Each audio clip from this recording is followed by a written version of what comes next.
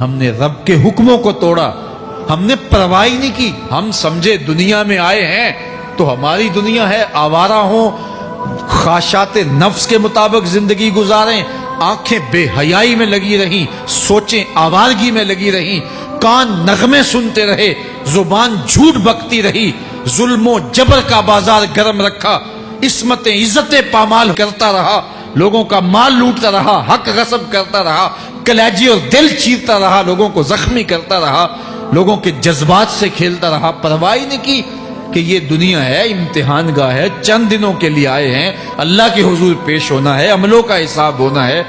اب جب وہ دیکھیں گے کہ ہمارے ساتھ کیا ہونے والا ہے تو ان کے چہرے پہلے بگڑ جائیں گے۔ کیوں؟ وہ گمان کریں گے کہ ان کی ریڑھ کی ہڈی توڑ دی جائے گی، ایسے عذاب آئیں گے جس طرح کسی کی ریڑھ کی ہڈی ٹوٹ جائے تو اس کا چہرہ شگفتہ گلاب تو نہیں ہوتا، اس کا چہرہ جو ہے وہ تو کس قدر مرجھایا ہوا ہوتا ہے۔ تو اللہ ارشاد فرماتا ہے اس طرح ان کے چہرے ہوں گے۔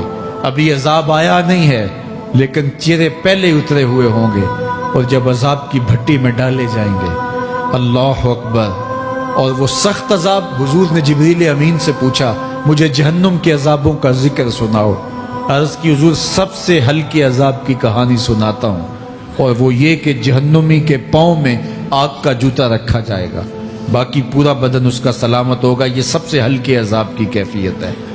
اب پاؤں میں آگ کا جوتا ہوگا، حدت، گرمی، شدت اتنی ہوگی کہ دماغ پگھل کے ناک اور کانوں کے راستے سے باہر آ جائے گا۔ پاؤں میں رکھے ہوئے جوتے کی گرمی دماغ کو ایسے چڑھے گی کہ وہ پگھل جائے گا اور ناک اور کانوں کے راستے سے باہر آ جائے گا۔ تو اللہ کے عذاب کے خوف سے چہرے بگڑ جائیں گے، حالت سلامت نہیں رہے گی۔ یہ بات ذہن میں رکھیں کہ اللہ جس کو جہنم میں ڈالے گا اس کو اس صورت میں نہیں ڈالے گا، یہ محمدی صورت ہے، یہ شکل اس کی چھین لی جائے گی اور اس کی شکل بڑی کر دی جائے گی۔ اس کا ایک ایک دانت احد پہاڑ جتنا ہوگا۔ احد پہاڑ کا پھیلاؤ 15 کلومیٹر پہ ہے، 15 کلومیٹر کا ایک دانت، اور 32 دانت کتنے ہوں گے تو منہ کتنا بڑا ہوگا۔ اس کو اتنا بڑا اس لیے کیا جائے گا تاکہ وہ عذاب کی تکلیف زیادہ سہے۔ 70 گز موٹی کھال ہوگی، اور کھال جل جائے گی تو اللہ قرآن میں فرماتا ہے ہم نئی کھال دے دیں گے تاکہ عذاب کی تکلیف اس کو گوارا کرنی پڑے۔ پھر چیخے گا، چلائے گا، ہائے مجھے پانی دو، پانی دو، پیاس کی شدت ہے۔ 70 سال تک تو اس کی کوئی آواز ہی نہیں سنے گا۔ 70 سال کے بعد داروغہ جہنم چیخ کر کہے گا کیا مانگتا ہے؟ وہ بولے گا مجھے پانی چاہیے۔ کہا جائے گا تو بے بھی ملتا ہے پانی۔ پھر داروغہ جہنم اسے پانی دے گا، کوکا کولا کی بوتل دے گا یا پیپسی تھما دے گا یا منرل واٹر کی بوتل دے گا؟ نہیں، قرآن بتاتا ہے اسے مائے حمیم دیا جائے گا، کھولتا ہوا پانی، اور وہ اتنا گرم ہوگا جب پینے کے لیے چہرے کے قریب کرے گا اس سے اٹھتی ہوئی بھاپ کی وجہ سے چہرے کی کھال ادھڑ کے اس کے اندر گر پڑیں گے، لیکن اس کے باوجود اس کو پینا پڑے گا۔ اللہ فرماتا ہے یہ دنیا ہی سب کچھ نہیں ہے، سمجھ لیا یہی سب کچھ ہے، آخرت کو بھول گئے، صبح اٹھے کام پہ چلے گئے، شام آئے آوارگی میں چلے گئے، صدائیں آتی رہی حی علی الصلاۃ حی علی الفلاح، کوئی پرواہ نہیں کی، نہ پیشانیوں نے سجدے کیے، نہ سوچوں میں پاکیزگی آئی، زندگی یوں گزار کے چلے گئے۔ ایسے نہیں، کہا ایک وہ ہوں گے جن کے چہرے شگفتہ گلاب ہوں گے، ایک وہ ہوں گے جن کے چہرے بگڑے ہوئے ہوں گے۔ اللہ اکبر، کلا اذا بلغت التراقی، یہ تو قیامت کا منظر ہے نا، قیامت سے قبل بھی ایک منظر ہے، اللہ اس منظر کو بھی بیان کر رہا ہے، کلا اذا بلغت التراقی، ہاں جب جان گلے کو پہنچ جائے گی۔ اے انسان تیرے اوپر وہ گھڑی بھی آنے والی ہے، وہ وقت بھی آنے والا ہے جب سانس اس ہنسلی میں اٹک جائے گا، جب سینے سے بھی سانس اوپر چلی گئی، اب ڈاکٹر بھی لا علاج قرار دے رہے ہیں کہ اب علاج نہیں رہا ہے، جان بس اب نکلنا چاہ رہی ہے، اور کہا جائے گا کوئی جھاڑ پھونک والا بلاؤ، اب ڈاکٹروں نے تو جواب دے دیا، اب سانس اٹک گئی گلے میں، چند لمحوں کی مہمان ہے، اب ڈاکٹروں نے کہا اب ہماری جانب سے لا علاج ہو گیا، اب لے جاؤ اس کو گھر، یا وینٹیلیٹر پہ ڈال دیتے ہیں اس کو، بس اب ہماری جانب سے کوئی اس کا علاج نہیں ہے. اب گھر والے روتے ہیں، کہتے ہیں کوئی جھاڑ پھونک والا لاؤ، کوئی دم والا لاؤ، شاید وہ کوئی دم کرے تو اس کی جان میں جان آ جائے. ڈاکٹروں نے تو لا علاج قرار دے دیا. وَظَنَّ عَنَّهُ الْفِرَاقُ. اللہ فرماتا ہے یہ تو جھاڑ پھونک والے کو ڈھونڈ رہے ہیں، لیکن جس کی سانس یہاں اٹکی ہے وہ سمجھ گیا ہے اب موت آ گئی ہے. اس کو یقین ہو گیا ہے کہ اب موت کے لمحے آ گئے ہیں، اب میں بچ نہیں پاؤں گا. اب آنکھیں تاڑے لگی ہوئی ہیں. وَالْتَفَّتِ السَّاقُ بِالسَّاقِ. پنڈلی پہ پنڈلی چڑھ رہی ہے. جب موت آ جاتی ہے تو پھر پنڈلی سے پنڈلی لپٹ جاتی ہے، اس کو پھر جدا کرتے ہیں اور جدا کر کے دونوں انگوٹھے باندھ دیتے ہیں تاکہ پنڈلی کے اوپر پنڈلی نہ چڑھے.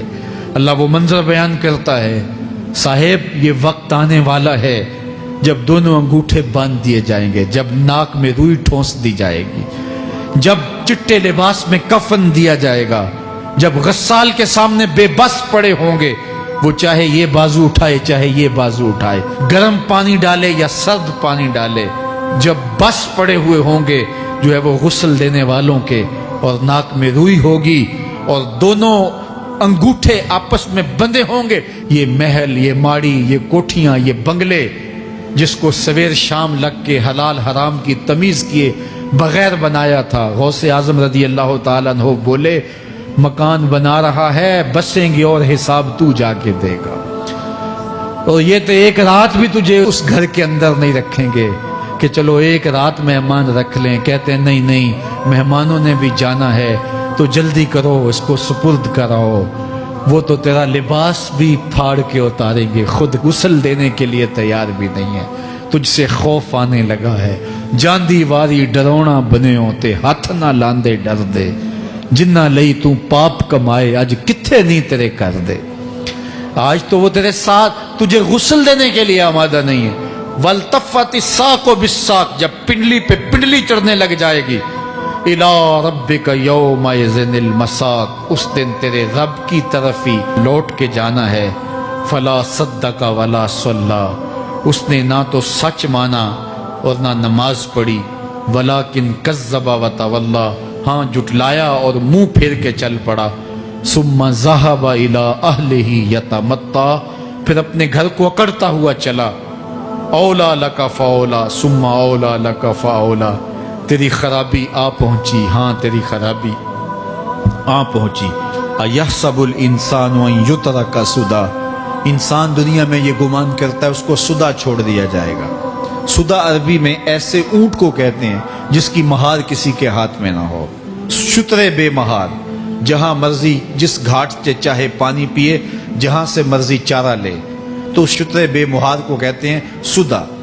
تو یہ انسان بھی گمان کرتا ہے کہ میں بھی سدا ہوں، مجھے کوئی کیوں پوچھے، میرے جذبات پہ کوئی کیوں قدغن لگائے، مجھے کیوں روکے کوئی. بالخصوص جوانی کے ایام کے اندر جوان کو بڑا ہوتا ہے کہ کوئی مجھے کیوں. وہ تو ماں باپ کے کہنے میں بھی نہیں آنا چاہتا. وہ کہتا ہے کیوں مجھے روکتے ہیں، میری جوانی ہے، میرے جذبات ہیں، مجھے آزادی سے جینے دو، کیوں میرے راستے میں رکاوٹ بنتے ہو، میں سدا ہوں. اللہ فرماتا ہے نہیں، ایک اونٹ تو سدا ہو سکتا ہے، جس کو میں نے اشرف المخلوقات بنایا ہے اس کو تو سدا نہیں چھوڑوں گا، اس کو تو پابند بناؤں گا حکام کا. اب وہ کہتا ہے کہ نہیں نہیں، یہ کیسے دوبارہ اٹھائے جائیں گے. اب دوبارہ وہی بات پھر آ گئی. الم یک نطفۃ من منی یمنا. اللہ فرماتا ہے ایک بوند تھی نا، پانی کا ایک قطرہ تھا جو رحم مادر میں رکھا گیا. ثم کان علقہ. پھر وہ پانی کا قطرہ لوتھڑا بنا. فخلق فسوی. پھر اللہ نے اسے پیدا فرمایا اور پھر ٹھیک ہموار کیا. فجعل منہ الزوجین الذکر والانثی. پھر اس سے وہ جوڑ بنائے، کوئی مرد بنایا کوئی عورت بنائی. کہا اب غور کر، اب تیری آنکھیں دیکھتی ہیں، بجلیاں چمکتی ہیں، تیری زبان کا طوطی بولتا ہے، لوگ اشش کرتے ہیں تیری گفتگو پہ، تیری گفتار پہ صدقے جاتے ہیں، تیرے لہجے کے جمال کو دیکھتے ہیں، تیرے سینے کا زور، تیرے پنجوں کی طاقت، تیری دماغ کی تیزیاں اور تیری سوچوں کے اجالے، تیری زوردار ٹانگیں، تیرے کڑیل بازو اور تیری چوڑی چھاتی اور تیرے گلاب کی پتیوں جیسے ہونٹ، اے انسان یہ سب کچھ کہاں تراشا گیا؟ ماں کے رحم میں، اس تاریکی میں جو 3 پردوں میں تھی۔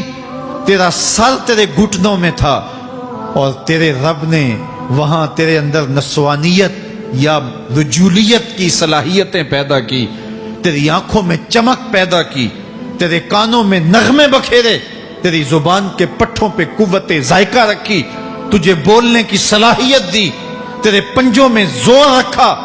آج تو مفتی شہر ہے، آج تو علامۃ الدہر ہے، آج تو قاضی القضات ہے، آج تو منسٹر ہے، آج تو وزیر اعظم ہے، آج تو پہلوان ہے، آج تو شہزادہ ہے، آج تو بادشاہ ہے، آج تو زوراور ہے۔ آج تیری طاقت کے کیا کہنے؟ آج شیروں کو تو نچا لیتا ہے، ہاتھیوں کو تو بٹھا لیتا ہے، آج تو بڑا زوراور گھڑ سوار ہے۔ آج تیری طاقت کے کیا کہنے؟ تو کشتی کرتا ہے، زمانہ دیکھنے آتا ہے۔ آج تیری طاقت کے شوہرے ہیں، تیری عظمت کے تنتنے ہیں، لیکن انسان تو ایک ناپاک قطرہ تھا اور رحم مادر میں تھا۔ تیرے اندر یہ رنگ کس نے بھرے؟ تیرے کانوں میں نغمے کس نے رکھے؟ تجھے دماغ کی قوتیں کس نے دی؟ زبان کو بولنا کس نے سکھایا؟ آنکھوں میں توانائیاں کس نے رکھی؟ تیری زبان کا طوطی بولتا ہے، یہ سلیقے کس نے دیے؟ پھر اللہ فرمایا، کتنا زوردار بیان ہے، الیس ذالک بقادر علی ان یحیی الموتى، جو ماں کے پیٹ میں ایک نطفے کو ایک خوبصورت انسان بنا سکتا ہے، ہڈیوں کو جوڑ کے دوبارہ انسان نہیں بنا سکتا؟ کیا وہ دوبارہ تجھے کھڑا نہیں کر سکتا اپنے سامنے پیش ہونے کے لیے، جس کے حکموں کو تو نے توڑا ہے، جس کے فرامین کا تو نے مذاق اڑایا ہے؟ کیا وہ اتنا ہی بے بس ہے کہ اپنے حضور تجھے جو ہے وہ کھڑا ہی نہیں کر سکتا ہے؟ جس رب نے تجھے ماں کے شکم میں شکل دی، حضرت شیخ فرید الدین عطار بولتے ہیں، سانے کستی سلاتی می شود، ایسا کاریگر ہے مٹی سے بادشاہ بنا ڈالتا ہے۔ اس نے مٹی سے دارا و سکندر بنائے، اس نے مٹی سے جو ہے وہ رستم و سہراب بنائے، اس نے مٹی سے کیا کیا بنا دیا جو مٹی سے بادشاہ بنا سکتا ہے، جو نطفہ رحم مادر سے جو ہے وہ شکل اور صورت اور رنگ اور جمال بنا دیتا ہے۔ تیری صورت نکھرتی ہے، تیرے ہونٹ گلابی ہیں اور تیری نرگسی آنکھیں ہیں، تیرے ریشمی بال ہیں اور تیری خوبصورت رنگت ہے، تو چال چلتا ہے تو لگتا ہے قیامت چل رہی ہے، تیرا قد رانا جو ہے وہ صنوبر کو شرماتا ہے، تیری گفتار کے تنتنے ہیں۔ جس نے اتنی خوبصورت شکل ماں کے رحم میں بنائی، کیا وہ ہڈیوں کو جوڑ کے دوبارہ انسان نہیں بنا سکتا؟ وہ دوبارہ انسان بنائے گا اور پھر تجھے اپنے حضور کھڑا کرے گا۔ اور ایک حدیث میں آتا ہے، اللہ بندے کو اپنے حضور کھڑا کرنے کے بعد اپنے سامنے سے ہٹنے نہیں دے گا جب تک 5 سوال نہیں پوچھ لے گا۔ ان عمرہ ہی فیما افنا ہو، اس کی عمر کے بارے میں پوچھے گا، کہاں ضائع کی؟ میں نے تجھے زندگی دی، 60 سال 70 سال 40 سال 50 سال، اس زندگی کو کہاں گزار کے آیا ہے؟ ان شباب ہی فیما ابلا ہو، اس کی جوانی کے بارے میں پوچھا جائے گا، جوانی کہاں گزار کے آیا ہے؟ مجنو تو نہیں بنا رہا، خواہشات کا اسیر تو نہیں ہو گیا، دیوانوں کی طرح زندگی تو نہیں گزار کے آ گیا؟ تیری جوانی کسی چوک میں تو نہیں گزری، تیری جوانی آوارگی میں تو نہیں گزری، ساری رات سوشل میڈیا کے اوپر گندگی اور غلاستیں تو نہیں دیکھتا رہا؟ تیری زندگی گزری کہاں ہے؟ تیری جوانی گزری کہاں ہے؟ اگر کوئی جواب نہ ہوا تو پھر کیا جواب دے گا؟ اور وہ کتنا خوش نصیب ہوگا جو کہے گا، مالک میری جوانی سجدوں میں گزری، میری جوانی قیام میں گزری، میری جوانی رکوع میں گزری۔ میرے حضور فرماتے ہیں، سبعۃ یظلھم اللہ فی ظلہ یوم لا ظل الا ظلہ، 7 اشخاص ایسے ہیں قیامت کے دن جب کوئی سایہ نہیں ہوگا، اللہ ان 7 کو اپنے عرش کا سایہ دے گا۔ ان میں سے دوسرا شخص میرے حضور نے بیان فرمایا، وشاب نشأ فی عبادت اللہ، وہ جوان جس کی جوانی اللہ کی عبادت میں گزری۔